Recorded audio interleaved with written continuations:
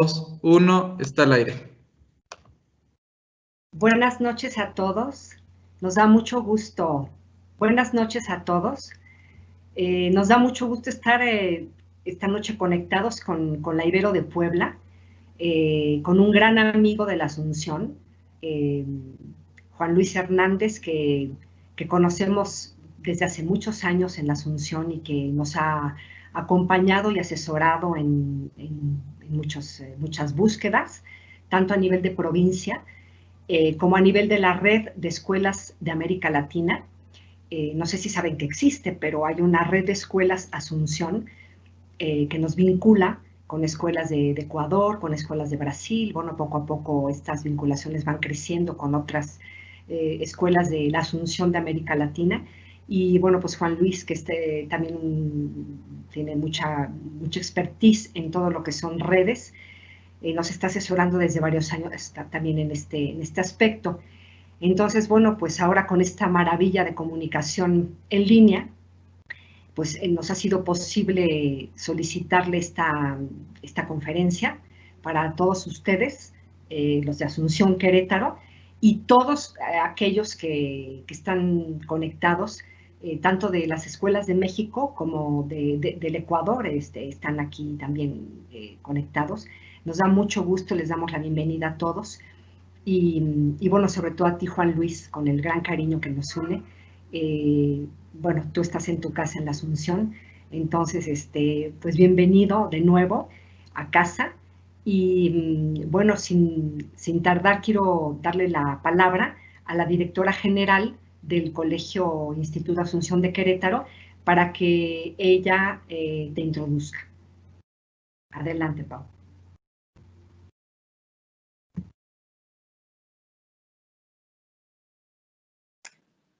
Muchas gracias, querida Ana. Pues sí, buenas noches, sean todos bienvenidos. Para nosotros es un honor presentar en estos momentos al maestro Juan Luis Hernández Avendaño.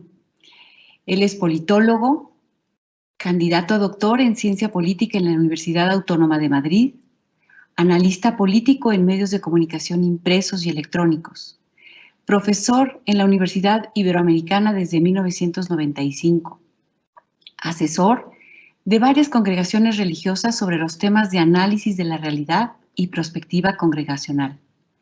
Ha escrito cientos de artículos y varios libros sobre política en México. Dirigió la carrera de Ciencias Políticas en la Ibero México desde 2001 a 2005. Ha sido vicerrector académico de la Ibero Puebla de 2007 a 2011 y rector interino en esta misma institución. Su penúltimo libro, Democracia Reprobada, la elección presidencial de 2006, fue seleccionado por el Handbook of Latin American Studies de la Biblioteca del Congreso de Estados Unidos como uno de los mejores textos publicados sobre elecciones en México. Actualmente, coordina la Estrategia Nacional de Educación en Aprendizaje Situado, tanto en escuelas públicas como privadas, así como en varias universidades del país. Ha sido coordinador de la licenciatura en Ciencias Políticas y Administración Pública y de la Maestría en Políticas Públicas de la Ibero Puebla, donde actualmente es director del Departamento de Ciencias Sociales. Miembro del Consejo Mexicano de Investigación en Ciencia Política. Su libro más reciente es México y su realidad, analicemos para actuar. Y bien, es para nosotros un honor tener al maestro Juan Luis y no me queda más que cederle la palabra para que iniciemos con esta conferencia preparada exclusivamente para nosotros, que dice cómo educar a nuestros hijos en tiempos difíciles. Yo solo agregaría su apoyo para que quienes deseen hacer alguna pregunta sean tan amables de realizarlo en el chat. Al finalizar, vamos a leer cada una de ellas para poder entonces ser respondidas. Muchísimas gracias. Pues sea usted entonces bienvenidos. Adelante. Muchas gracias. Muchas gracias a ustedes por invitarme a estar con su comunidad educativa. Es para mí un honor, como siempre, compartir espacios con la Asunción, con las religiosas de la Asunción, a quien he acompañado durante muchos años. Como decía la hermana Ana, me tocó acompañar aventuras de cambio tanto en la congregación como en los colegios, que han ido siendo cambios importantes para fortalecer su presencia educativa en México. Y también me ha dado muchísimo gusto acompañar esta aventura de la Red de Educación de la Asunción en América Latina, porque claramente hoy los educadores y las educadoras necesitamos acompañarnos en este enorme desafío de educar en tiempos difíciles. Hace muchos años, hace 10 años, iniciamos este proyecto que ya citaban en torno al aprendizaje situado, y al mismo tiempo muchos profesores nos decían: Juan Luis, el aprendizaje situado está muy bien, pero lo que nosotros construimos en la mañana, los papás nos lo tiran en la tarde. Y con esa hipótesis y con esa convicción, nosotros pensamos que a lo mejor había que ir con los padres de familia también para preguntarles cómo están viviendo la escuela, qué están pensando con respecto a la educación de sus hijos, en qué medida padres y madres estamos comprometidos para que nuestros hijos alcancen la plenitud y también al mismo tiempo sean hombres y mujeres de bien para su sociedad, para nuestro mundo, para nuestra casa común, como lo plantea el Papa Francisco. Y así es como en 2012 surgió este proyecto de también ir a los padres de familia y tener un espacio de formación, de encuentro para los padres y madres que de una u otra manera el Señor Dios Padre nos ha regalado esta gracia, esta maravilla de ser padres y madres. Y probablemente en esta tesitura tendríamos que hacernos la pregunta: ¿por qué somos papás?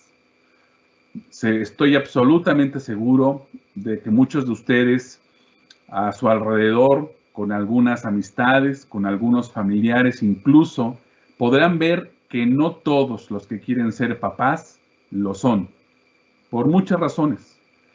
Quienes quieren ser papás, quienes anhelan ser papás, por alguna razón no lo han podido lograr, o no lo lograron en algunos casos.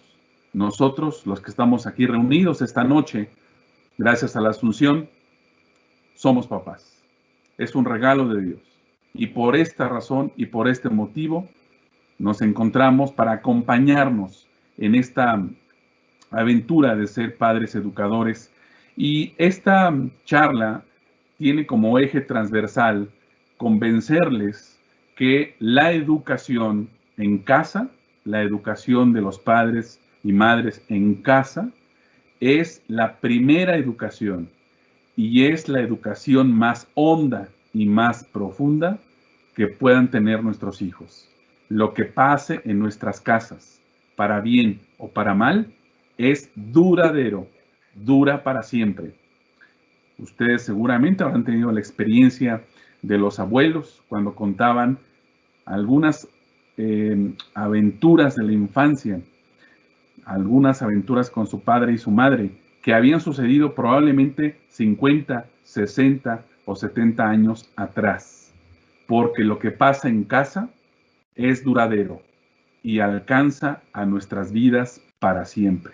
Así que por eso, bienvenidos, bienvenidas todos y todas. Espero que esta noche lo que podamos compartir, lo que yo les pueda compartir, sea muy útil para lo que ustedes tienen en casa y sobre todo para reafirmar nuestras convicciones de ser brújula para nuestros hijos. Les voy a compartir pantalla con el ánimo de poder tejer con ustedes una narrativa que les permita a todos llevarse algunas ideas concretas para nuestra casa. Voy a acompañar esta conversación, cómo educar a nuestros hijos en tiempos violentos e injustos, en tiempos difíciles, particularmente en esta pandemia histórica que nos ha tocado vivir. ¿Qué pistas nos podríamos llevar para todos y para todas? Entonces, permítanme acompañarlo a partir de un poema que me parece ha sido el poema para nuestro tiempo. Un poema que refleja esta coyuntura de la pandemia y que me parece, ojalá nos podamos llevar todos. El poema se llama Esperanza y inicia así. Cuando la tormenta pase y se amansen los caminos y seamos sobrevivientes de un naufragio colectivo, con el corazón lloroso y el destino bendecido, nos sentiremos dichosos tan solo por estar vivos. Me detengo en estos últimos dos versos. Nos sentiremos dichosos tan solo por estar vivos. Estos versos los estamos diciendo conscientes de que hay 1 millón de muertos en todo el mundo por el COVID-19. Y en México las cifras oficiales dicen que somos más de 100,000 las personas que a nuestro alrededor han muerto. Estoy seguro que algunos de ellos familiares, vecinos o amigos de ustedes. En ese sentido, queridos papás, queridas mamás, ojalá este espacio aquí entre nosotros nos permita constatar y traer al corazón a estas personas queridas que ya no están entre nosotros. Por eso, nos sentiremos dichosos tan solo por estar vivos.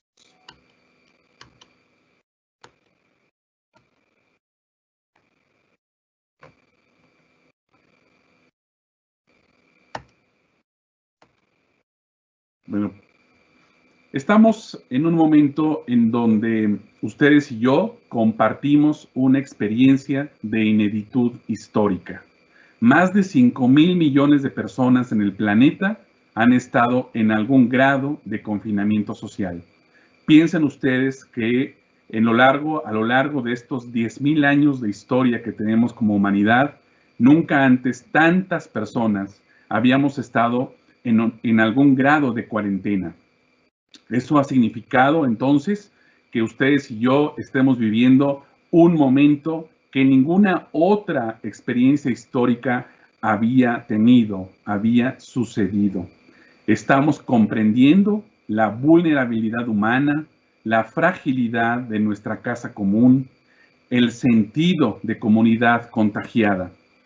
De alguna manera, todos nosotros estamos advirtiendo este contagio de lo que está significando este virus zoonótico, y al mismo tiempo estamos comprendiendo que no somos dioses. Me parece que iniciamos el siglo XXI con grandes revoluciones tecnológicas, con grandes revoluciones en inteligencia artificial, con grandes dominios sobre la naturaleza humana. Parece que la humanidad enfrentaba el siglo XXI diciendo: somos dioses, nadie nos detiene, nadie nos puede detener. Y sin embargo, un pequeño virus que no alcanzamos a ver con el ojo humano, nos ha detenido, nos ha mandado a nuestras casas, y toda la humanidad hemos sentido lo frágiles que somos. Estamos descubriendo que el virus atacó lo mismo a las élites políticas y económicas que a los pobres, clases medias, poblaciones marginadas, resultado de un agudo proceso de globalización. Creo que de alguna manera estamos apreciando que la globalización ha tenido muchos frutos. Tenemos capacidad para movernos de un continente a otro. Hacemos viajes intercontinentales, pero al mismo tiempo estamos descubriendo que esta misma globalización nos ha contagiado a todos. En esta medida, entonces, queridos papás, queridas mamás, quisiera plantear lo que el Papa Francisco ha planteado, ha dicho a los padres y a las madres con respecto a lo que ha pasado los últimos años, con respecto a lo que él denomina los 3 grandes problemas entre los educadores, que quiero compartir con ustedes. Primera problemática. Dice el Papa Francisco que los educadores en este tiempo están presentando divorcio de opiniones, criterios y aciertos. ¿Quiénes son esos educadores? Por un lado, los padres. Por otro lado, la escuela, los profesores, los directivos. ¿Qué significa esto? Significa que el Papa Francisco nos anima a los papás educadores de primera instancia, a los profesores y a los directivos de las escuelas, a que hagamos una alianza para que nuestros hijos, para que nuestros alumnos, yo también soy profesor, tengamos oportunidad de hacer una alianza educativa por nuestros hijos. El Papa Francisco plantea que en los últimos años parece que tuviéramos un divorcio, los papás por un lado, los profesores y los directivos de las escuelas por otro. Primer problema que me parece el Papa Francisco apunta para que, como por ejemplo estos espacios, estas conferencias, nos acerquen a los educadores, los primeros educadores en familia, los primeros educadores como padres y madres, pero que de alguna manera hagamos causa común con los profesores, con los directivos, en este caso, con las hermanas de la Asunción. Primer gran reto. Segundo reto, dice el Papa Francisco, los papás en los últimos años, los padres de familia, dice, nos hemos exiliado de la educación. Él dice que los padres y las madres hemos abdicado a nuestra tarea educativa. Y yo me he encontrado con muchos padres y con muchas madres que están convencidos que hoy quienes educan o quienes debieran educar son las escuelas. Y creo, espero que aquí nos encontremos padres y madres que más bien estemos convencidos que realmente la escuela es, por supuesto, un espacio educativo importante, pero jamás va a sustituir la educación primera, la educación honda y profunda en las familias. El Papa Francisco anima a que en esta dimensión y en esta perspectiva podamos decir todos juntos, los padres somos primeros educadores. Necesitamos, dice el Papa, regresar de nuestro exilio, porque muchos papás se exiliaron de la educación, dejaron el papel a las escuelas e incluso en algunos lugares dicen, para eso le pago a la escuela, para que eduque a mis hijos. En realidad no es así. En realidad la primera educación y la educación más honda es la que se da en la casa. Y tercero, el Papa Francisco plantea, queridos padres, queridas madres, que los hijos necesitan una guía, particularmente para este siglo XXI.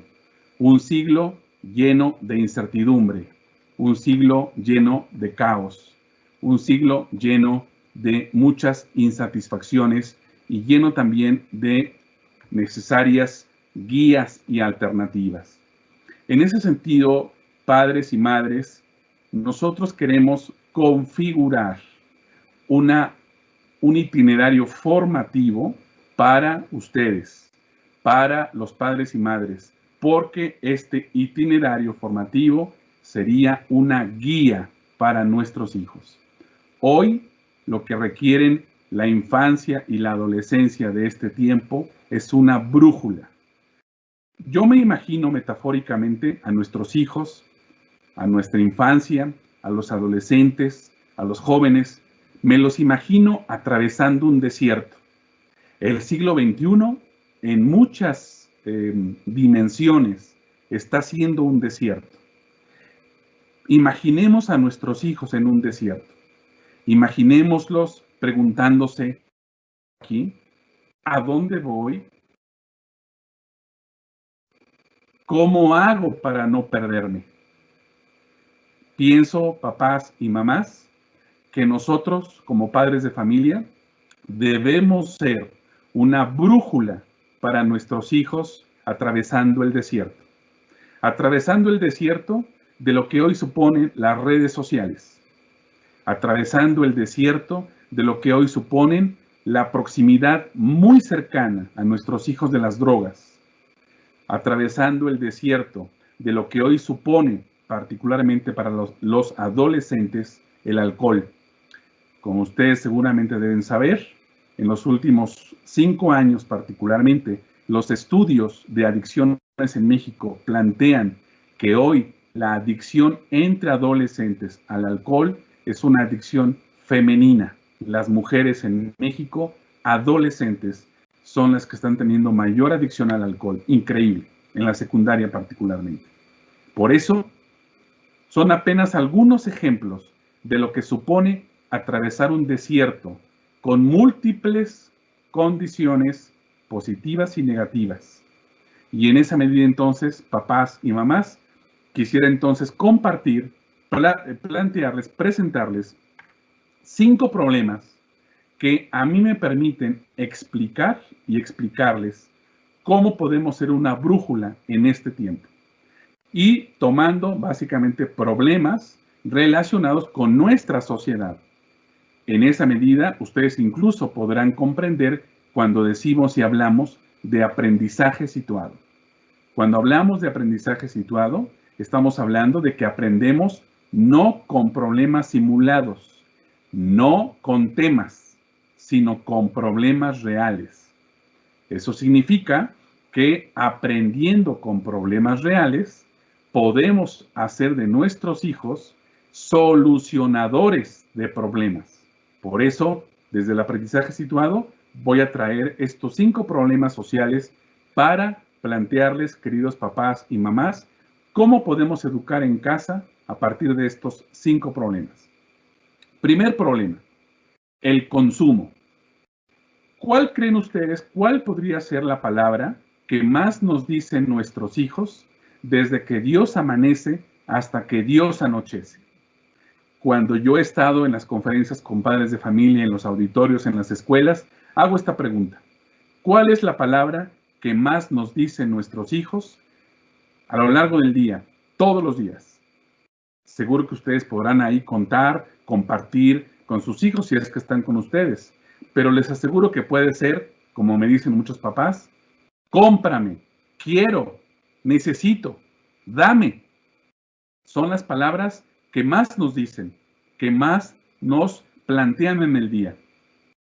Y creo que en esa medida es una ocasión propicia para educar varias cosas. Primero, estábamos ustedes y yo viviendo una época en la cual el consumo está atravesando la pulsión de fabricar necesidades que en realidad son innecesarias. Estamos viviendo una época en la cual parece que es úsese y tírese. El último iPhone, el último teléfono, pero si el teléfono del año pasado es muy bueno, pues sí, pero es que necesito el último. O el último videojuego, o la última FIFA, o el último Xbox, o lo último. Si no tengo lo último, pues parece que entonces no pertenezco, no estoy in, estoy out.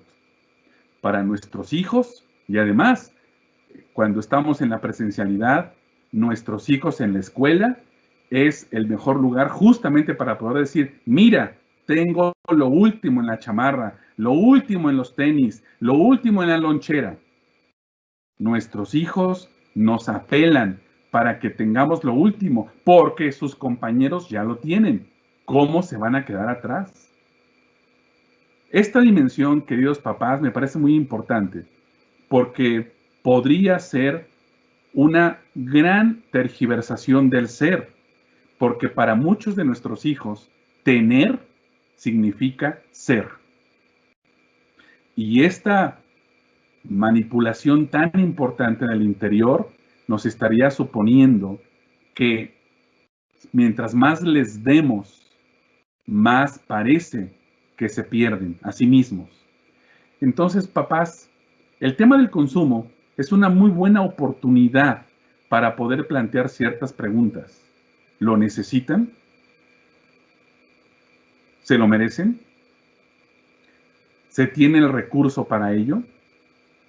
Es decir, la pulsión del consumo nos estaría llevando a algo que es muy necesario desde hace mucho tiempo: educar en límites.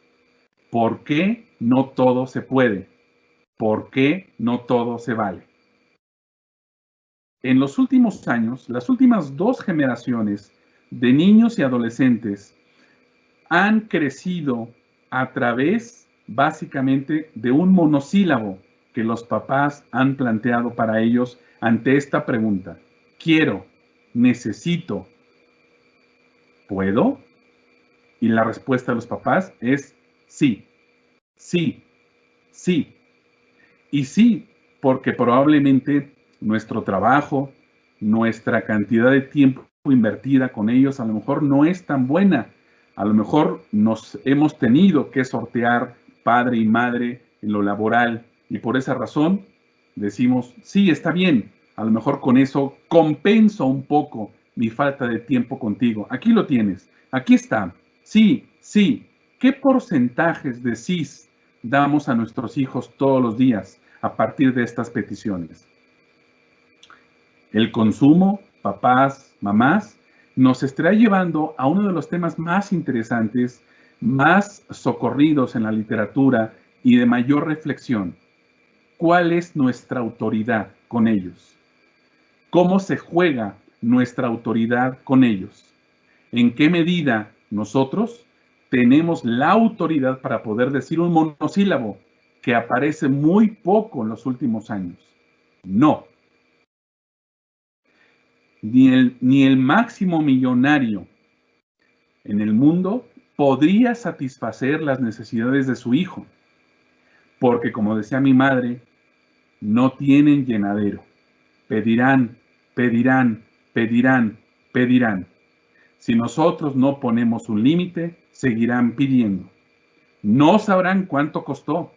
No sabrán lo que nos costó en términos de trabajo. Pedirán, pedirán, pedirán. Y ese pedirán ha convertido a las últimas 2 generaciones de niños y adolescentes en México en 2 generaciones poco tolerantes a la frustración.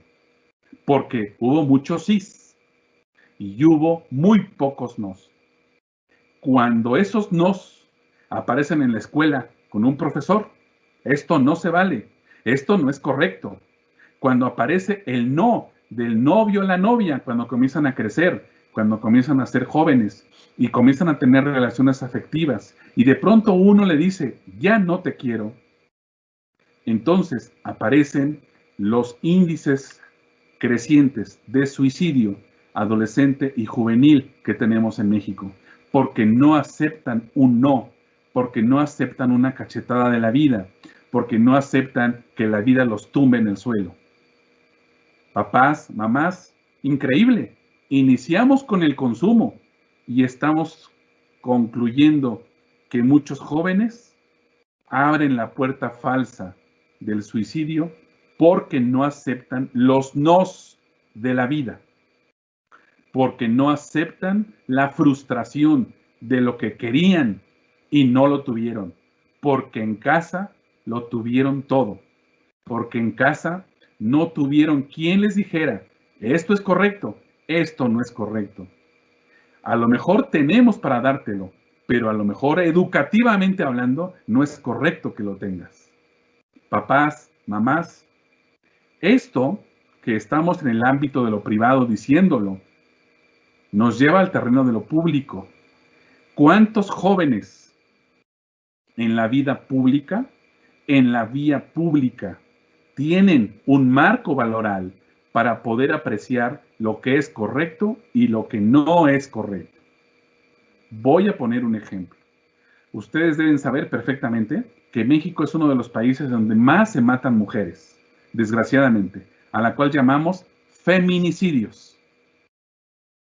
La mayor, el 90% de personas que se han detenido por asesinato de mujeres son jóvenes, no mayores de 25 años. ¿En qué momento esos jóvenes pensaron que tenían la vida de una mujer, de una novia que los dejó y que tenían que vengarse de ella? ¿En qué momento tuvieron la capacidad de decir, puedo disponer de la vida de esta mujer? La puedo eliminar. ¿Dónde fue eso? ¿Dónde sucedió? ¿En qué casa pudo albergar eso?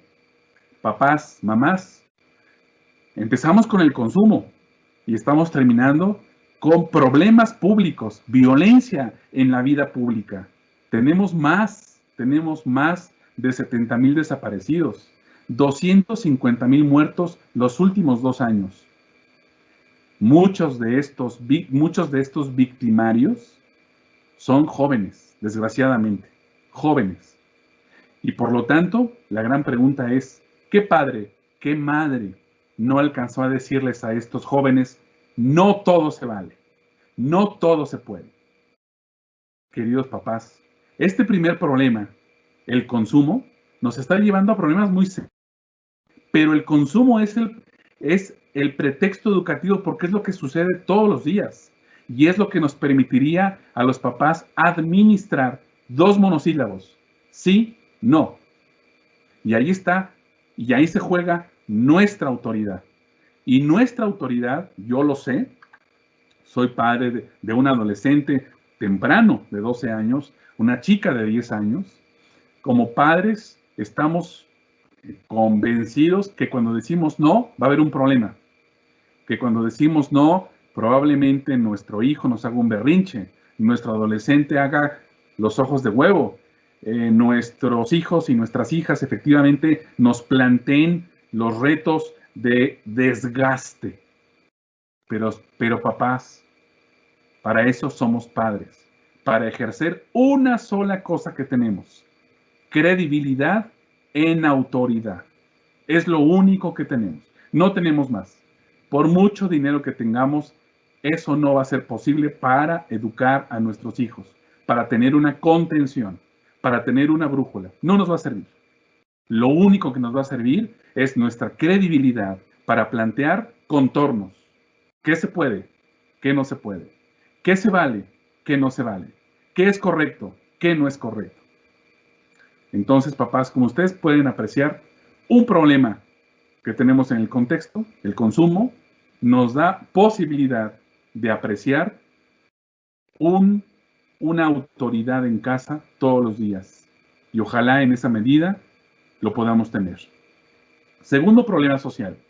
El segundo problema social, papás, tiene que ver con la corrupción. La corrupción que de una u otra manera nos ha acompañado no décadas, muchos años, mucho tiempo. Si alguno de ustedes es historiador, probablemente nos dirá que incluso esta corrupción que nos acompaña en México viene desde la Nueva España. Podemos ir muy atrás.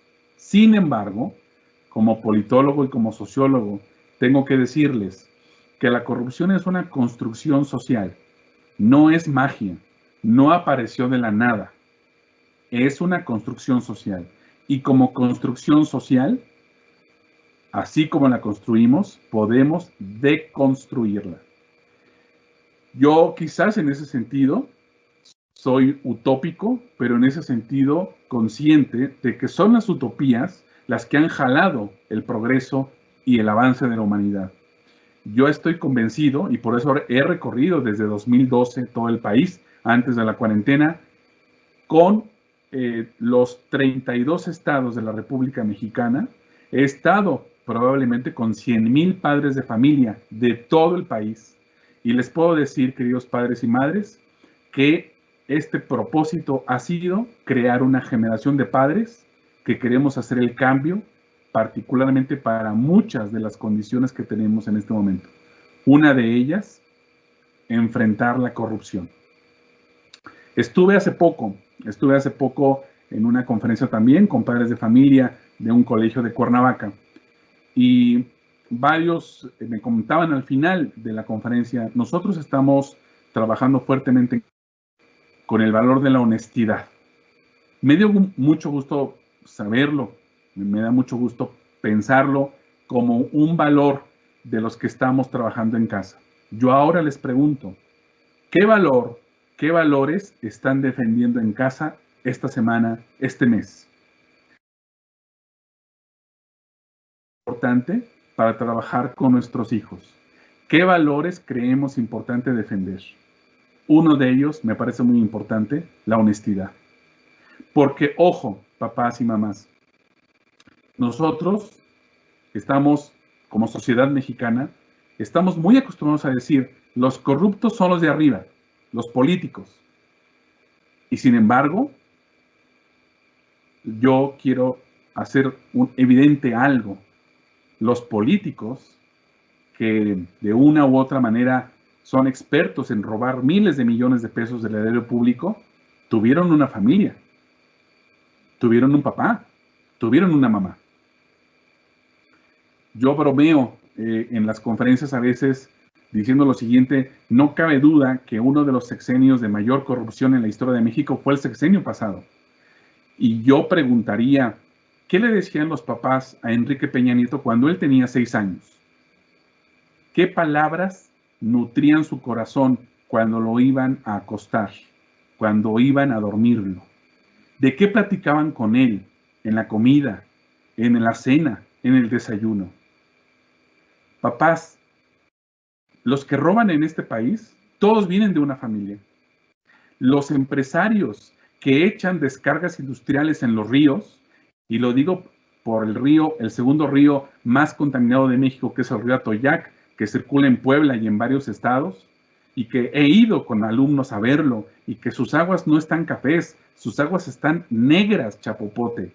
Ese es el río Atoyac, porque ese río en 4 estados recoge descargas industriales. Y estos empresarios tuvieron un padre y una madre. ¿Qué se vale? ¿Qué no se vale? Papás, la corrupción que hoy vemos en el país y que podemos decir, sí, es el pan nuestro de cada día, tiene una condición de base. Todos venimos de una familia, todos. Y por lo tanto, las familias somos también la respuesta, también somos la solución. Y por eso, me parece, si nosotros en nuestra casa les planteamos a nuestros hijos el valor de la honestidad, y si eso lo hiciéramos a nivel global y con todos los padres de familia, los 100,000 padres de familia que me han escuchado los últimos años, ¿cuánto podríamos hacer? ¿Cuánto podríamos construir? Segundo problema. Tercer problema, el cambio climático. No sé, padres y madres que están aquí presentes, si ustedes habrán escuchado la tesis de dónde surgió esta pandemia, este COVID-19, este virus. Yo particularmente, de todo lo que he leído, me apego a la tesis de que es un virus zoonótico, de que es un virus que pasó de un murciélago, de un animal salvaje, a un animal doméstico, comestible, en Wuhan. Y la mayoría de los científicos, con los cuales yo coincido, plantean que este virus se dio por la destrucción de los ecosistemas, particularmente de los ecosistemas en las cuales las aldeas, viviendas se acercan cada vez más a los lugares que antes solo estaban destinados para otro tipo de actividades. Pensémoslo en lo que pasa en México. En México hay una fiebre del ladrillo. Donde antes había siembra de maíz, ahora hay fraccionamientos. Donde antes había ejidos, hoy hay unidades habitacionales. Estamos destruyendo los ecosistemas. Y como ahora se siembra poco, como ahora se construye industrialmente la comida, particularmente una bióloga, socióloga, Silvia Ribeiro, ha planteado, me parece, una hipótesis que yo comparto con ustedes porque tiene que ver con lo que comemos en casa. Ella dice que las aves, los cerdos y las vacas son realmente fábricas de virus, porque la industria agroalimentaria los alimenta con antibióticos y con hormonas. Por eso, desde hace ya tiempo, decimos, somos lo que comemos. Por eso, no nos espante el cáncer, no nos espanten esos virus zoonóticos, porque son el resultado de nuestro modelo económico, de nuestro modelo de dominio sobre la naturaleza. Ya antes, el cambio climático nos lo había advertido. El efecto invernadero, con mucho dióxido de carbono, nos está cambiando no solamente los climas, sino nos está cambiando también la manera como vivimos y cómo estamos viviendo hacia el futuro. Por eso, en esta tercera dimensión, el cambio climático nos estaría planteando una agenda de sustentabilidad que afortunadamente nuestros hijos traen el chip ecológico sustentable mucho más que nosotros.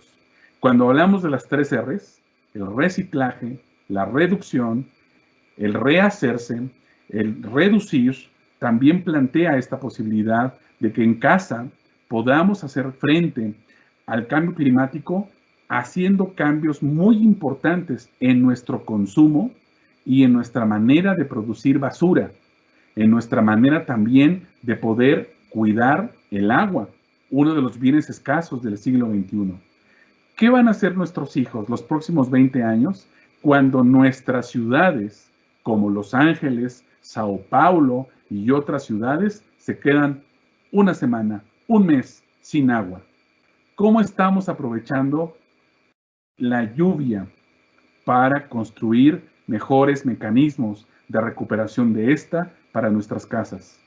Hoy hay cada vez más proyectos para que en las casas haya básicamente 3 cosas de cara al siglo XXI, de cara a la escasez de bienes naturales. Huertos. En todos los lugares a donde yo voy, animo huertos escolares, huertos familiares. ¿A ustedes no les parece interesante lo que hemos vivido todos estos meses en casa en términos de consumo? ¿Qué tal si en nuestra casa tenemos una maceta de jitomates o tenemos un pequeño huerto de 1 metro cuadrado para tener otro tipo de alimentos que podamos sembrar y cosechar nosotros? No vamos a poder sustituir todo lo que comemos, pero sí algunas cosas que nos permitan justamente plantear este regreso a la naturaleza muy necesitado. 2, qué importante es que en nuestras casas vayamos teniendo esta posibilidad de reusar, de reducir y de reciclar.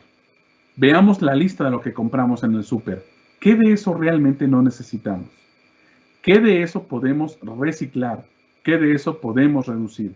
¿Qué de eso podemos donar ahora a las familias que no están teniendo una pandemia vivible, digna?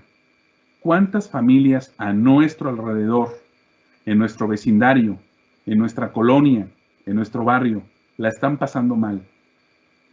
¿Qué tipo de ayuda necesitan? Creo que en esa medida nosotros podríamos pensarlo y podríamos ver qué de lo que tenemos en casa, qué de lo que tenemos en exceso, podríamos deshacernos de ello, porque hemos tenido muchas décadas de abundancia en términos de recursos materiales. A lo mejor vale la pena en ese sentido desprendernos de ello. Tercer punto, la posibilidad que hay nosotros en la universidad, en la Ibero Puebla, antes naturalmente de la pandemia, nos dimos cuenta de algo fantástico. Hemos tenido que construir estacionamientos de bicicletas. ¿Sí? Porque cada vez más chicos y chicas están optando por la bicicleta y no por el auto. Porque cada vez más chicos y chicas están optando por nuevos usos de energías renovables. Están optando por un modelo de sustentabilidad distinto al que nosotros venimos con el dióxido de carbono. ¿Sus hijos van por ahí? ¿Cómo están sus hijos con respecto a esto? Me parece muy interesante esta problemática y creo que al mismo tiempo las respuestas en torno a la sustentabilidad y a las energías limpias, creo que por ahí va nuestra respuesta, desde casa. Cuarta problemática, ya la dije un poco empezada, pero me parece muy importante focalizarla.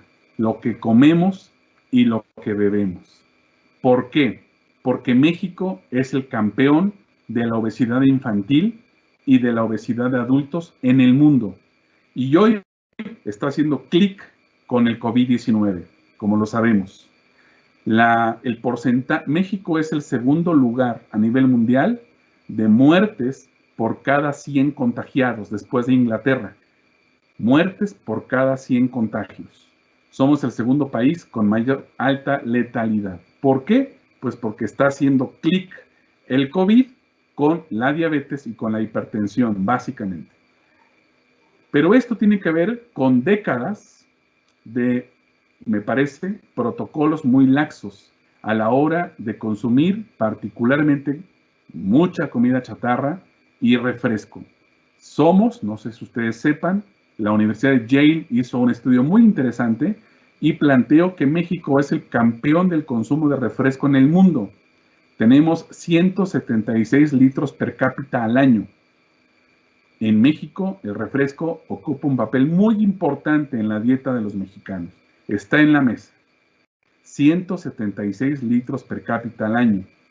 Y el refresco y la comida chatarra han alimentado entonces esta obesidad que al combinarse con la mala nutrición de nuestro país, pues ha hecho entonces que realmente tengamos una generación que come mal.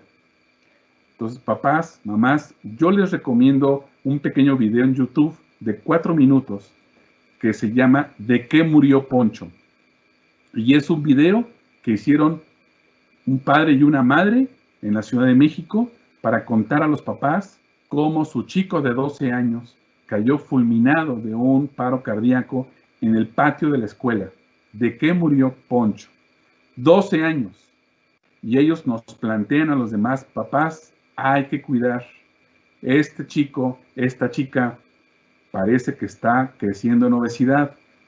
Hay que poner un alto, hay que hacer estudios, hay que ir al doctor. No podemos permitir que nuestra infancia y nuestra adolescencia esté construida a partir de mal comer y de mal beber.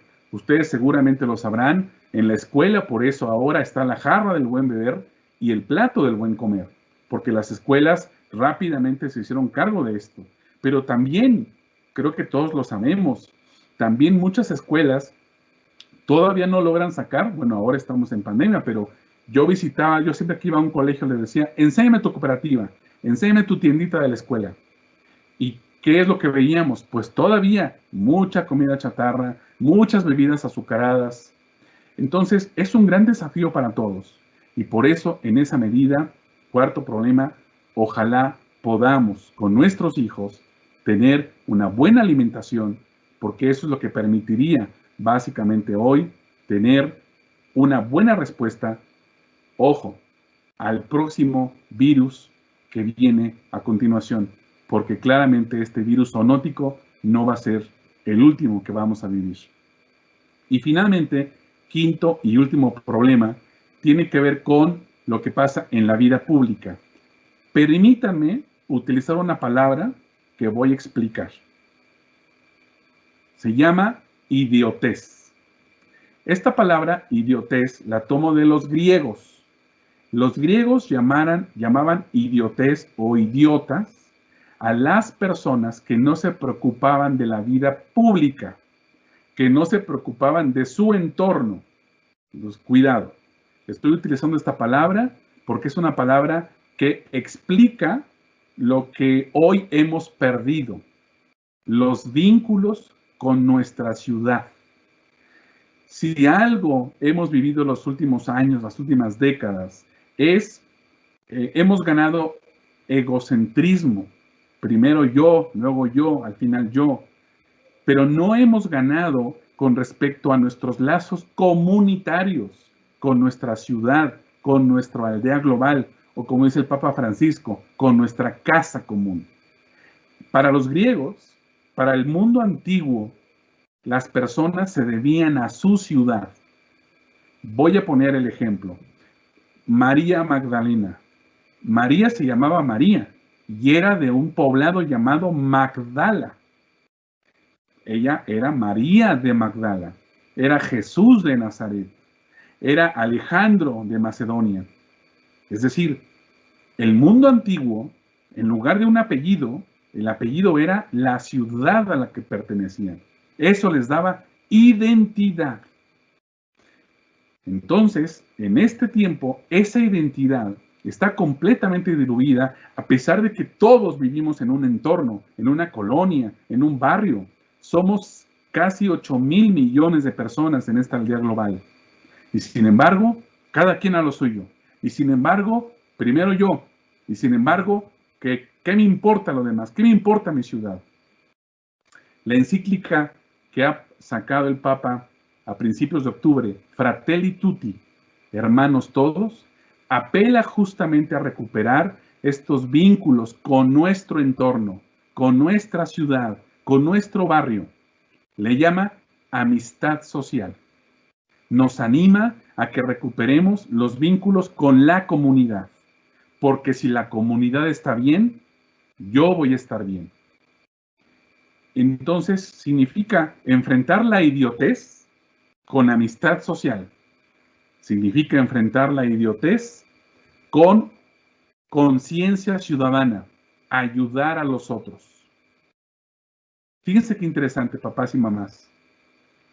Pregunta, ¿nuestros hijos tienen alguna conciencia social con respecto a los otros? ¿Saben que otras personas la están pasando mal? ¿Saben que hay personas que están pasando hambre en este tiempo? ¿Saben que otras familias se han quedado sin empleo, los dos papás, y no tienen cómo hacerle en este tiempo? No, con nuestros hijos hemos ido a ver a una familia, entregar una despensa, para entregar alguna ayuda. Hemos salido a la calle para recoger la basura que otros no han recogido, pero que no importa, nosotros queremos hacerlo. Hemos ido con nuestros hijos a votar porque les hemos enseñado que votar es un derecho que se ganaron otras generaciones que no tenían ese derecho. Apenas las mujeres en México tuvieron el voto en 1953 y muchas mujeres piensan que pues igual no vale la pena, pero otras mujeres dejaron en el camino la vida para ir a votar, como otros hombres, otras personas también tiempo atrás. Papás, en este último problema, quinto problema, apelamos a que en familia, a que la familia podamos enseñar conciencia social, podamos educar algo que es tan importante y que se llama ética del cuidado.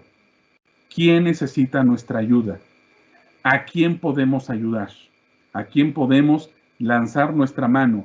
Como dice el Papa Francisco en Fratelli Tutti, la metáfora y evidentemente la parábola del buen samaritano.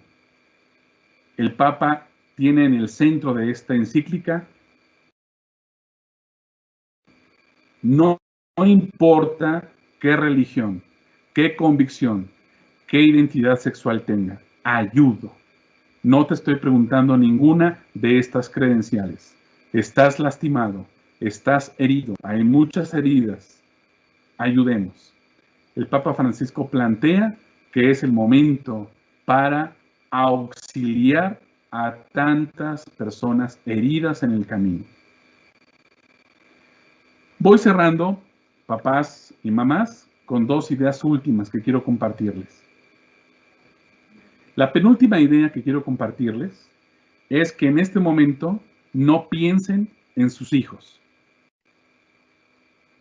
Quiero que por favor en este momento piensen en sus padres, en sus papás, estén vivos o no estén vivos. Es una conexión muy importante porque nuestros hijos, a través de nosotros, también tienen y alcanzan este vínculo con nuestros padres. Papás y mamás presentes aquí en esta reunión, quiero pedirles que por favor recordemos a nuestros papás, recordemos a nuestro padre y a nuestra madre, esté o ya no esté con nosotros. Recordar significa volver a pasar por el corazón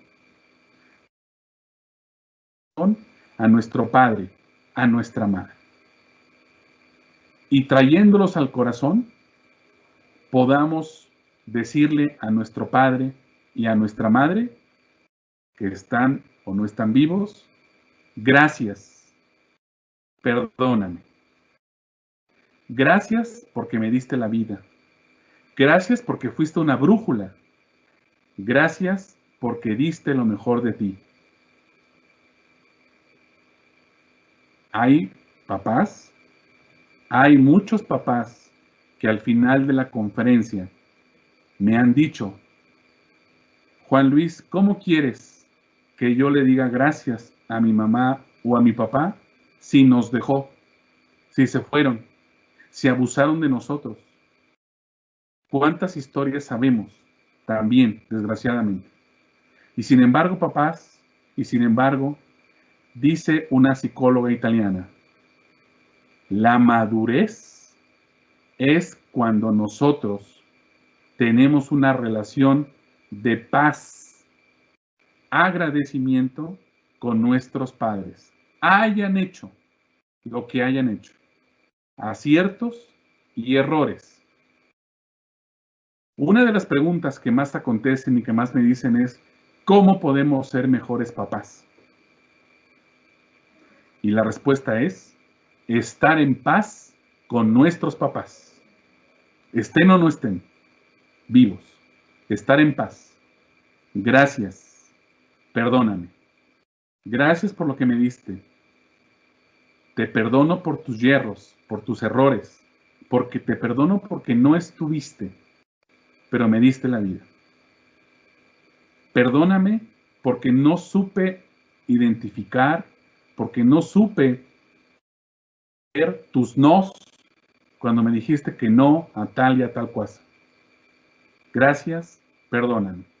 Papás, si nosotros tenemos una relación sana con nuestros papás, si curamos alguna herida que nos haya provocado esa relación con nuestros padres, estamos listos para ser papás maduros con nuestros hijos, porque nuestros hijos lo olfatean, porque nuestros hijos claramente nos leen, nos huelen si estamos maduros o no para ellos.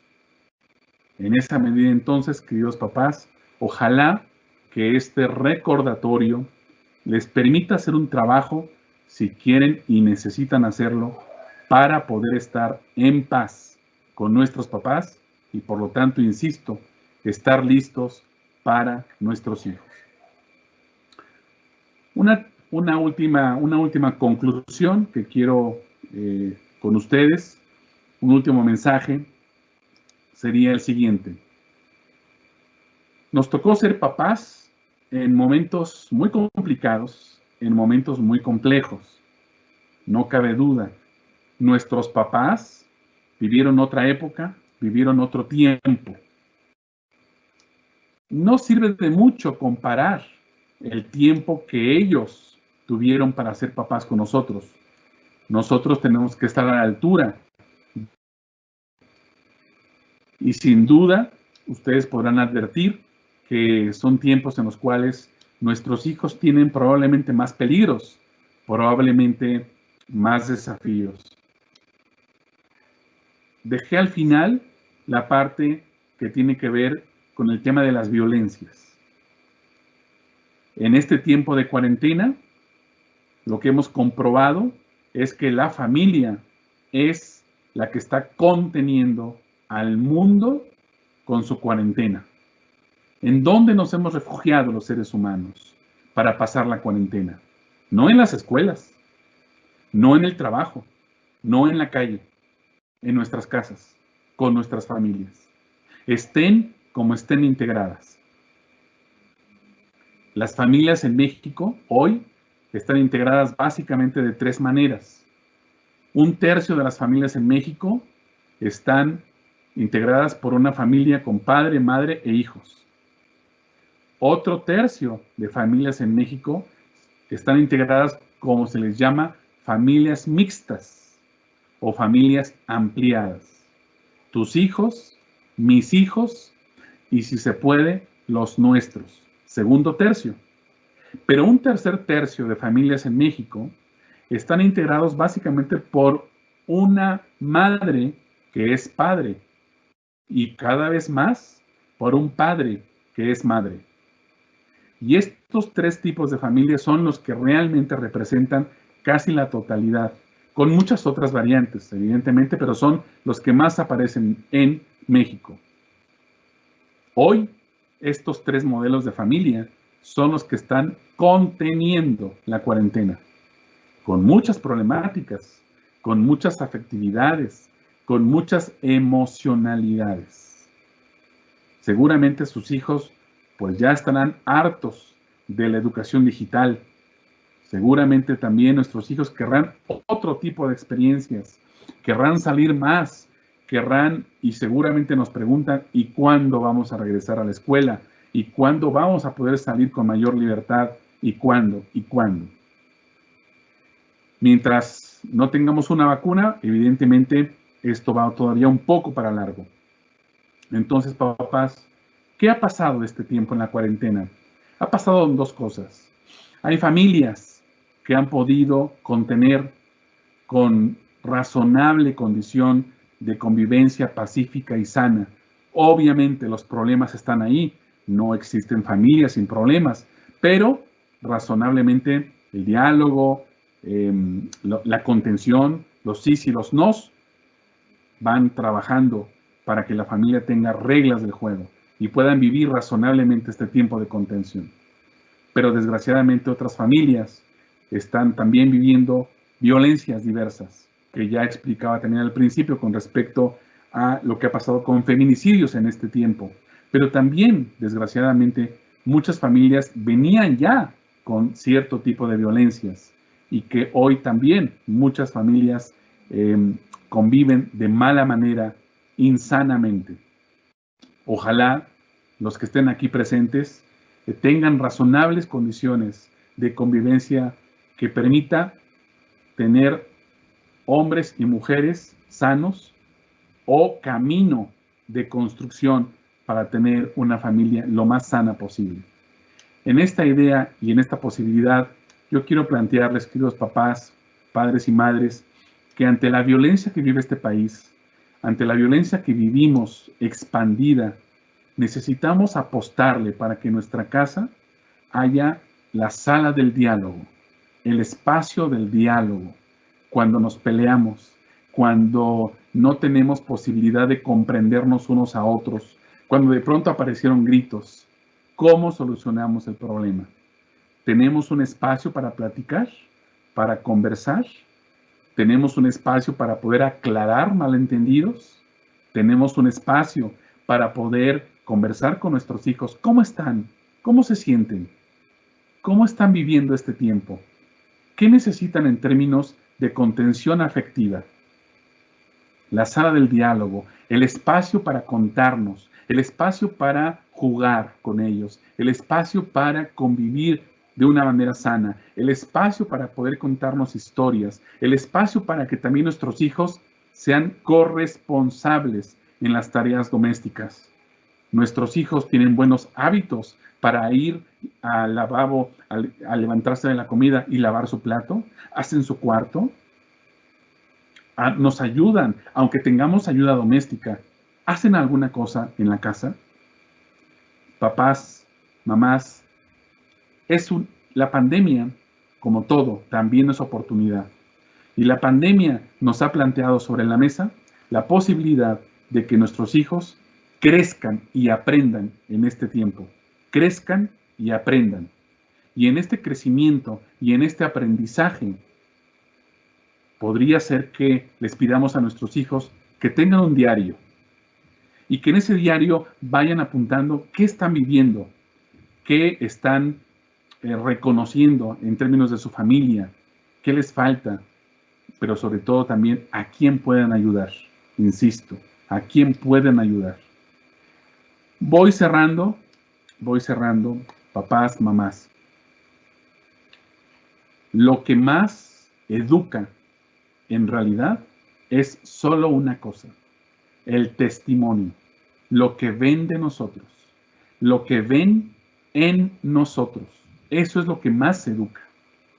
Nosotros podríamos decir muchos discursos, podríamos siempre plantearles lo que se vale y lo que no se vale, pero si no lo ven en nosotros, si no lo ven con nosotros, muy fácilmente van a decir, ya sé de qué va, ya sé cómo es la vida. Una cosa es lo que se dice, pero otra cosa es lo que se hace. Entonces, papás, mamás, creo que una gran oportunidad al estar por primera vez en la historia mucho tiempo las familias juntas, 24/7, creo que hoy una gran oportunidad, creo que hoy un gran espacio para crecer como familias es caer en la cuenta que papá y mamá somos primeros educadores. La mano nuestra alcanzará a nuestros hijos toda la vida, para bien o para mal. Lo que en nuestra casa vivieron, olieron, lo que en nuestra casa observaron de nosotros, se lo van a llevar cuando hagan sus familias. Cada uno de nosotros recuerde lo que vivimos en nuestra casa. ¿Y cuántos de nosotros dijimos, eso que yo viví con mi mamá, no lo voy a llevar a mi familia, porque yo quiero tener otra cosa, otra relación? ¿No les ha pasado un déjà vu regañar a nuestros hijos? Ah, caray, así me regañaba mi papá, así me regañaba mi mamá. Es decir, la pulsión de nuestra familia es una pulsión que nos va a acompañar siempre, porque la singularidad de nuestra existencia no se da en la escuela, se da en la familia. Nuestro ADN existencial proviene del ambiente familiar, de lo positivo y lo negativo. Ojalá sea más lo positivo. Queridos papás, queridos mamás, para mí siempre es una gran oportunidad pensar que estos espacios son espacios para conseguir cómplices. Todos los que estén conectados en este momento, para mí, son cómplices de un proyecto educativo a través del cual, como papás, como generación de papás, podemos ser los papás del cambio social. ¿Quién no quiere para nuestros hijos un siglo XXI más sano, más libre de violencia? ¿Quién no quiere que nuestros hijos salgan en la noche, en la banqueta, a caminar, a comprar un elote y que no les pase nada? ¿Quién no desea que nuestros hijos tengan un futuro mejor, más promisorio que el nuestro? Creo que de alguna manera lo queremos, lo deseamos. Queremos que al mismo tiempo incluso ellos mismos pongan su grano de arena. Por eso creo que cuando converso con ustedes, cuando les comparto esto que he compartido en todo el país, los quiero hacer cómplices de un modelo educativo desde la casa, desde la familia, en la cual seamos los que le demos la vuelta definitivamente a la educación en casa y que esta educación nos permita más tarde que nuestros hijos nos digan, papá, mamá, gracias, perdóname. Les deseo eso para ustedes. Pues muchísimas gracias, Juan Luis. Ha sido sin duda un tema muy interesante que toca fondo, que nos permite reflexionar. Y si me permites, me gustaría dar paso a las preguntas que algunos padres están compartiendo. ¿Sí? Y seguir invitando a aquellos que también deseen hacerlo por el chat, para que de esta manera podamos cerrar bonito esta muy buena conferencia. La primera dice, ¿cómo puedo lograr eliminar como padre los resentimientos que en la adolescencia se dieron y lograr en su lugar la comprensión de las decisiones que tomamos? Sí, muy bien. Muy buena pregunta, porque además hay podríamos tener toda una conferencia sobre los adolescentes. Comparto 3 respuestas. Decía Freud, hagamos lo que hagamos, nuestros hijos crecerán con un trauma por las cosas que interpretaron de lo que hicimos. Repito, Freud, hagamos lo que hagamos, nuestros hijos crecerán con un trauma por la manera como interpretaron las cosas que hicimos. Voy a poner 2 ejemplos que son muy populares. Cuando nosotros decimos, mamá, yo crecí con el trauma de que tú quisieras más a mi hermano que a mí. Segundo, mamá, yo crecí con el trauma de que tú siempre me dejabas al final en la escuela y eran las 5 de la tarde y no pasabas por mí. Y otros miles de ejemplos. Papás, nos vamos a equivocar. Y creo que para muchos padres de familia, el temor a equivocarnos a veces parece inmovilizarnos. Y no temamos equivocarnos. Nos vamos a equivocar. El problema no es que nos equivoquemos. El problema es que no hagamos lo que me parece son básicamente las dos reglas de la autoridad paterna y materna.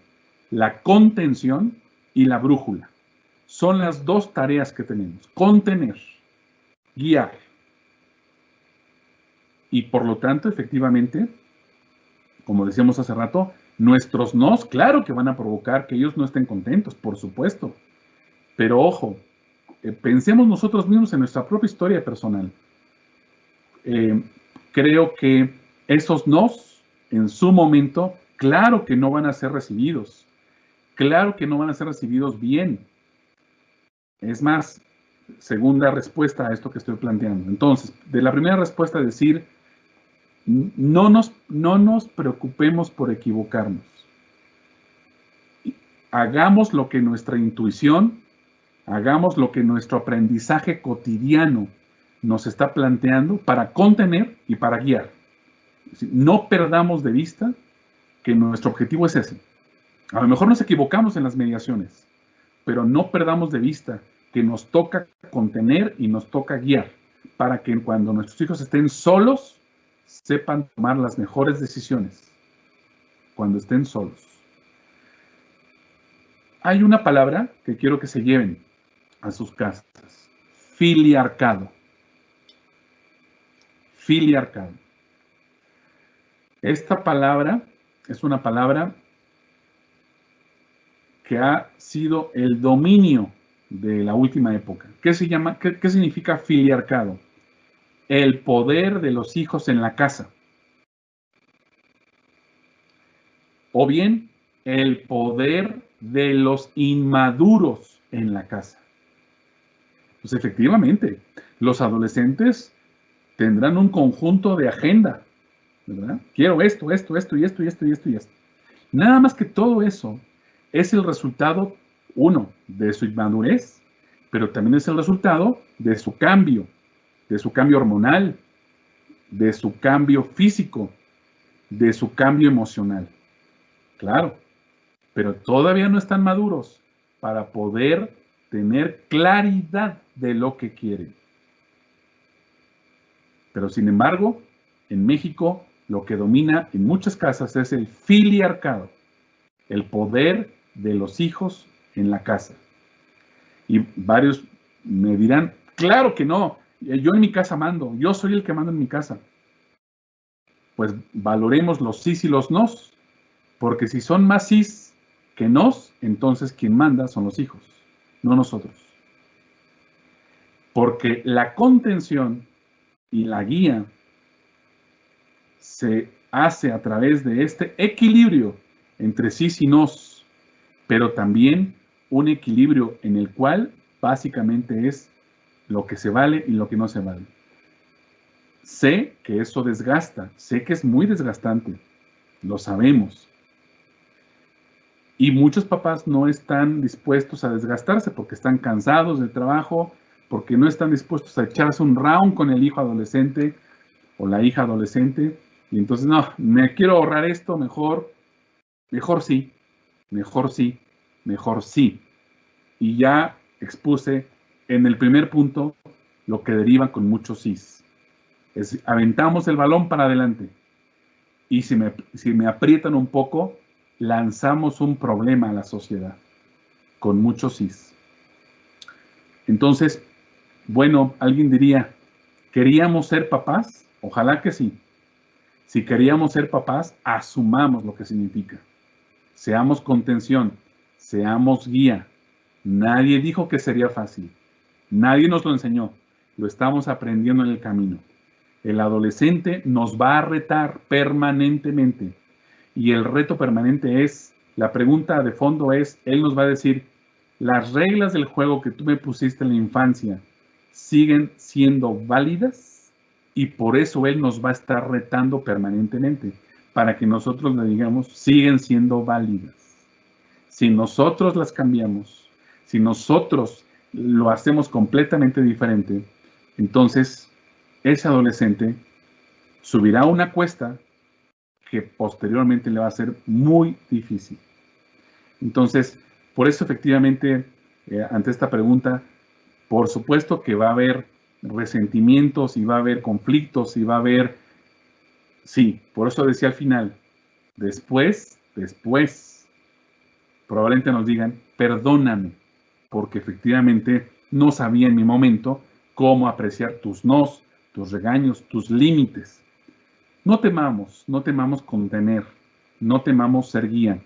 A veces lo podremos hacer con alguna sanción, pero también a veces lo podemos hacer con un fortalecimiento o con una felicitación, con una reafirmación. Qué bueno que lo hiciste, te felicito por lo que hiciste, te animo para que lo hagas mejor, pero lo hiciste hoy muy bien, pero puedes tener un espacio todavía para que lo mejores el próximo día. Es decir, el fortalecimiento, la felicitación y la sanción también es un equilibrio que nos permitiría no solo sanción, también reafirmación. Y en la noche, cuando nos acostemos, no dudemos, aunque nos hayamos peleado media hora antes, la última palabra que ellos escuchen de nosotros en la noche es, te amo.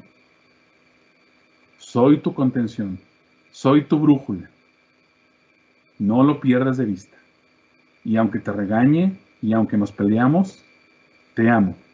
La última palabra que ellos tengan antes de dormir es una palabra que nutra su corazón, que nutra su interioridad para la noche. Y por eso me parece muy importante que niños, jóvenes y adolescentes siempre se lleven una palabra nutricia nuestra en la noche, aunque nos hayamos peleado media hora antes. Muy importante, porque eso reafirma su autoestima y porque eso reafirma que nosotros somos para ellos, estamos con ellos, para que no se pierdan,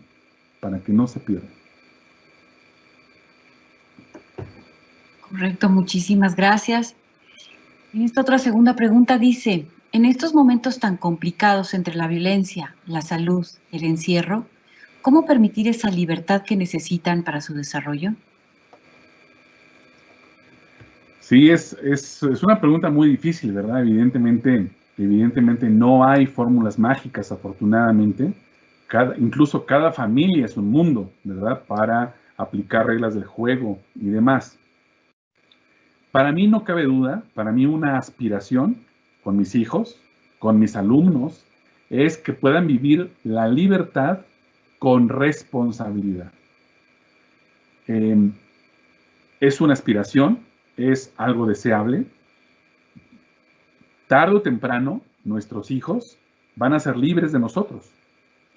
Tarde o temprano, ejercerán la libertad plena, es decir, cuando se vayan de casa, a un intercambio, o cuando se vayan de casa a vivir solos, o cuando se vayan de casa a vivir con alguien.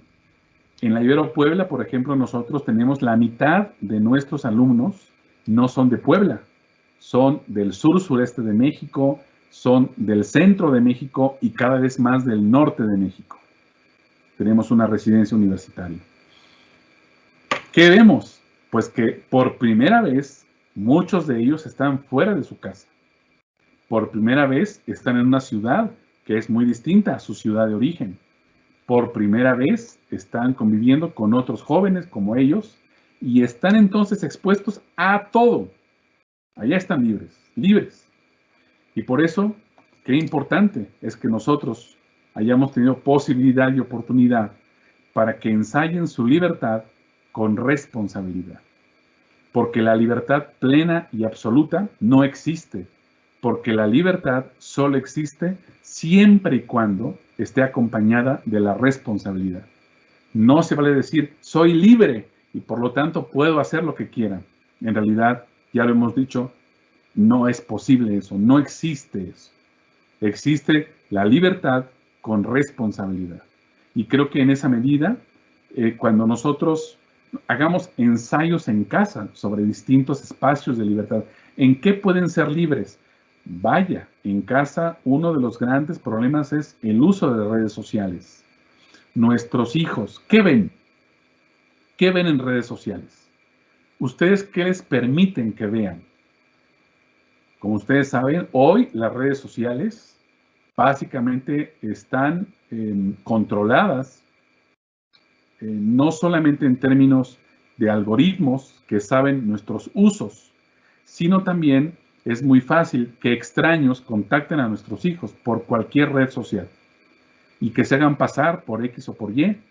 Y el mundo está lleno justo de tráfico de personas a partir de las redes sociales, pero también a partir de mensajes que van alimentando ciertos consumos de nuestros hijos. Cómprame tal cosa porque lo vi en un video, porque lo vi en YouTube, porque lo vi en Instagram, porque lo vi en... Ahí empieza el tema de la libertad. ¿A qué les damos? ¿En qué les damos libertad? ¿Para qué? ¿Para ver qué? ¿Para hacerse cargo de qué? Así que nuestra casa, antes de que salgan, es un laboratorio para que ellos ejerciten ciertas libertades y para que esas libertades ellos también las vayan asumiendo con responsabilidad. Nuestra casa es un laboratorio del mundo, totalmente. Y por eso nuestra casa ojalá sea el mejor laboratorio para que nosotros podamos entregar a la sociedad hombres y mujeres capaces para los demás, responsables, buenas personas, buenos profesionistas. Y creo que ese anhelo, ojalá lo tengamos todos, porque en esa medida, si lo tenemos todos, pues es un efecto multiplicador para nuestra sociedad. De acuerdo, muchísimas gracias. Cintia nos pregunta, bueno, más bien te felicita, excelente conferencia, muy reflexiva. ¿Puedes compartir tus redes sociales, por favor? ¿O un correo? No sé. Claro, así es. Bueno, yo no creo, si no me gustan las redes sociales, soy politólogo, sé lo que son, así que no tengo redes sociales más que WhatsApp, que es la que uso básicamente para trabajar, pero tengo dos contactos. Tengo mi correo electrónico, que con mucho gusto comparto, que es Juan Luis HA, lo voy a poner en el chat, que es Juan Luis ha@live.com.mx, aquí está, y la página web donde nos encontramos con todo nuestro proyecto de aprendizaje situado, www.aprendizajesituado.com. Ahí hay muchos materiales para trabajar también en casa, para trabajar con aprendizaje situado, y los animo en ese sentido a tener una agenda. De hecho, si me permites, quiero hacer un pequeño comercial, si me permites, a propósito de lo que me comparten, porque en 2012 muchos padres de familia nos decían, oye, pues la conferencia estuvo muy padre, qué bien, etcétera, pero después cuando vamos a casa, la propia realidad, la propia vorágine, como que se nos pierde. Entonces, nosotros creamos un libro muy didáctico que es este. Es una agenda para trabajar en casa, proyectos que surgieron justamente de estos temas, para que la conferencia se concrete en acciones relacionadas con contención y brújula. Y muchos papás, pues como yo les decía, nos hemos encontrado como con 100,000 papás, luego nos mandan lo que han trabajado con sus hijos, una foto del libro con una manzana, etcétera. Nos han compartido muchas cosas muy padres, porque el libro es una agenda para trabajar una guía de recuperación de los padres con sus hijos en términos educativos. Cuesta 100 pesos, es decir, cuesta menos que una pizza grande, que es lo que yo he dicho muchas veces. Entonces, ya nos pondremos de acuerdo con el colegio, porque así lo hemos hecho con otros muchos, de si ustedes se animan o quieren tener un texto para trabajar después, para que la conferencia se haga camino, para que la conferencia se haga proceso, con mucho gusto podemos organizarnos y ustedes podrían recoger un ejemplar en la escuela. Ya después nos organizamos para esto. Ahora en la pandemia, así le hemos hecho con muchas otras escuelas y padres de familia, porque la idea es que la conferencia no se quede como estuvo padre, me gustó, sino ¿qué sigue?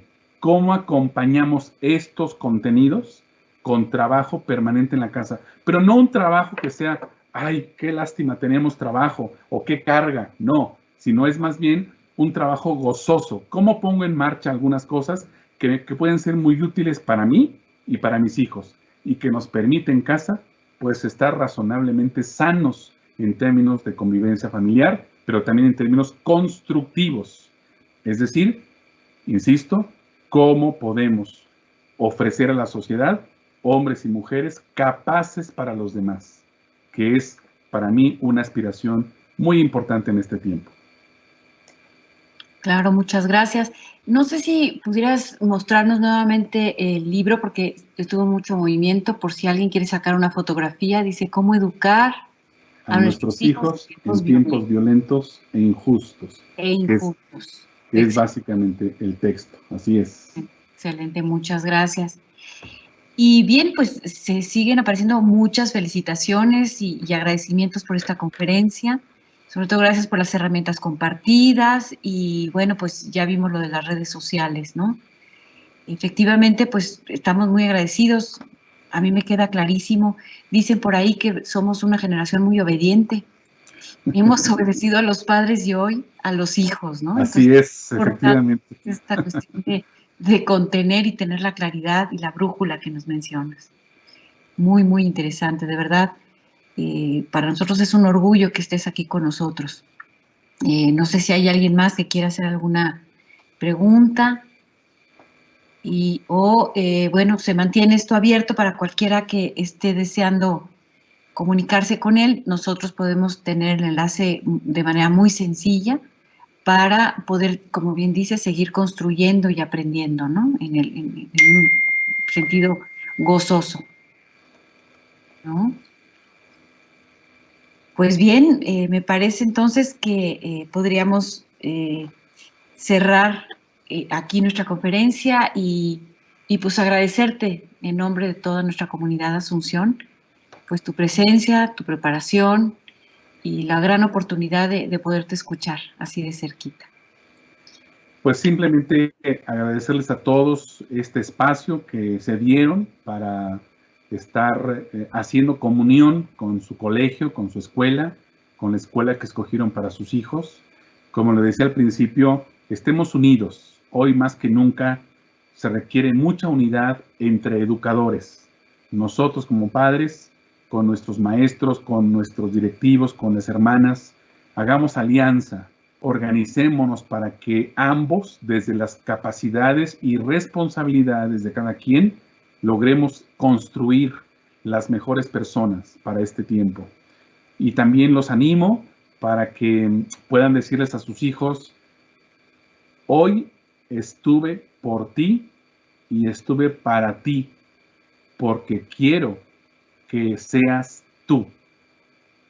Hoy estuve por ti y para ti, porque quiero que seas tú. Que ellos ganen su singularidad personal en nuestra familia y que más tarde ellos puedan hacer lo mismo con su propia familia.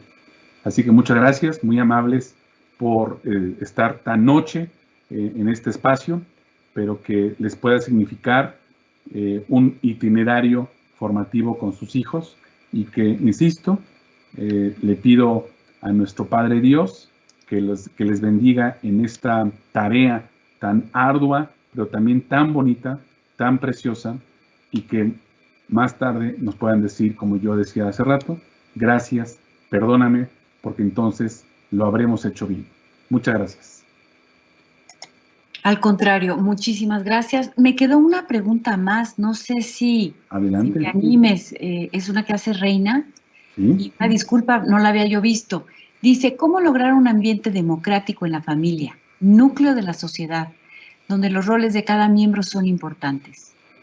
Sí, mira, has hecho una pregunta, vaya, porque hay especialistas que dicen que en realidad en la familia no se puede ser democráticos, ¿verdad? Es una pregunta muy interesante. Rápidamente digo, acordémonos de dónde venimos. Venimos de una generación de papás o de abuelos que no se educaron con autoritarismo. En esta casa mando yo, ¿verdad? Y es una educación de padres y abuelos en los cuales había incluso violencia, ¿verdad? La chancla, el cinturón, ¿verdad? Yo recuerdo incluso que mi madre me decía que su mamá, cuando la llevaba a la escuela en Michoacán, le decía a la maestra, si se porta mal, le pega. Recordaba esa. Venimos como mexicanos de una experiencia en la cual los padres eran totalmente autoritarios. ¿Por qué? Porque lo digo yo, punto. E hicimos el efecto péndulo. De padres autoritarios pasamos a padres laxos. Hicimos el viaje al otro lado. Entonces, claro, yo no sé si ustedes sepan, hay investigaciones particularmente en Estados Unidos, que es donde más siguen las historias de vida, 30, 40, 50 años, y hacen investigaciones con respecto a esto. Y lo que han mostrado estas investigaciones son las secuelas que tienen, las secuelas negativas que tienen de los hijos que nacieron en familias autoritarias y en familias laxas. En ambos ambientes, las consecuencias negativas pues son negativas, por la violencia de unos, por la laxitud de otros. Sin embargo, las peores negatividades aparecen con quienes crecieron con familias y padres laxos, porque no tienen estructura, porque no tienen un marco de contención, porque no saben qué se vale y qué no se vale, y en ese sentido son, digamos, está perdido el sujeto, se llama, está perdido el sujeto.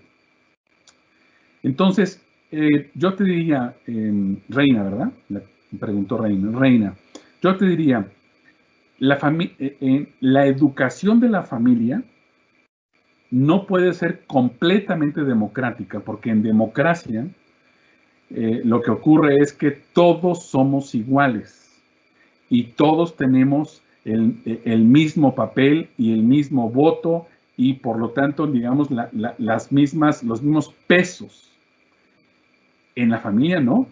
En la familia, papá y mamá somos autoridad. Eso no significa que no tengamos ciertas prácticas democráticas, como decía hace rato, el diálogo. El diálogo es profundamente democrático, pero el diálogo no nos iguala con ellos en términos de que de pronto estemos par y par, porque nosotros somos autoridad, somos guía, y el diálogo es para contener y para guiar, para aclarar y para guiar. El diálogo es para conocer efectivamente sus puntos de vista, para conocer cómo se sienten, para saber cómo están. Pero ese diálogo tiene un momento en el cual nosotros como autoridad decidimos qué hacer al respecto. Entonces, por eso decía al principio, no es que sea una familia totalmente democrática, pero sí podemos tener prácticas democráticas que nos permitan sobre todo, dialogar. Poner los elementos sobre la mesa, poner lo que está en juego. ¿Por qué te enojaste? ¿Qué es lo que me molestó? Te puedo decir qué es lo que me molesta de ti. Pongámoslo sobre la mesa. Dialoguemos. Además, entre parejas es muy importante, es indispensable. Pero recordemos que lo esencial es que nosotros somos contención y somos brújula.